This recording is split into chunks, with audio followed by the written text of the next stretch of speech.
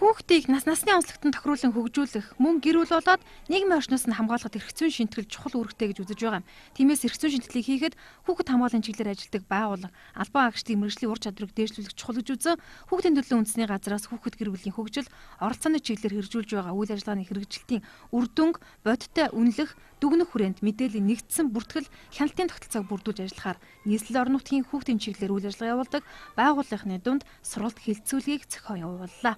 Эрх зүйн шинтгэлийг хийх болсон шалтгаан нөхцөлүүдийн бас нэг хэлбэр нь өнөөдөр гэр бүлийн нөхцөл байдал. Гэр бүлийн үндэс нь бол маш ихээр алдагдаж байна. Дээр нь одоо манай ялангуяа залуу гэр бүлүүдийн салалт бол сүүлийн үед бол тоо нэлээд өндөрсөн харагддаг. Энэ маань өөрөө тухайн гэр бүлийн одоо үндэснээ мэдрэхгүй байх, гэр бүлд хүлээх үүргээ ухамсарлахгүй байх, тийм ээ, харилцан бие биенийг хүндэтгэхгүй байх ч гэдэг юм уу.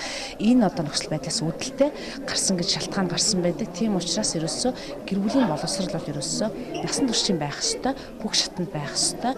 Тийм учраас одоо гэр бүлийн боловсролын асуудлыг бол яг гэр бүлийн тухай хуулийн шинжилсэн арилгааны төсөл нэлээд том бүлэг болгож оруулсан байна. Шаталсан сургалт бодлого шийдвэр гаргагч, төрийн захиргааны төв болон орон нутгийн байгууллагуудад ажилладаг албан агчдад үр дүнд суурилсан хяналт шинжилгээ үнэлгээ мэдээллийн санг мэдлэг мэдээлэл олгох болон эрх зүйн шинтгэлийг таниулахад чиглэгдлээ.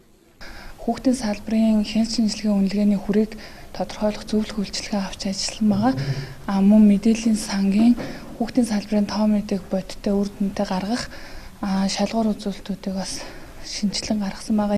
Хүүхэд хамгааллын асуудлыг ганцхан нийслэл хот гэж хязгаарлахгүйгээр аймаг сум багт хэрхэн зөрчигдөж байгааг судалж тогтоон цаашид мэдээллийн нэгдсэн санг бүрдүүлэн ажиллах юм байна.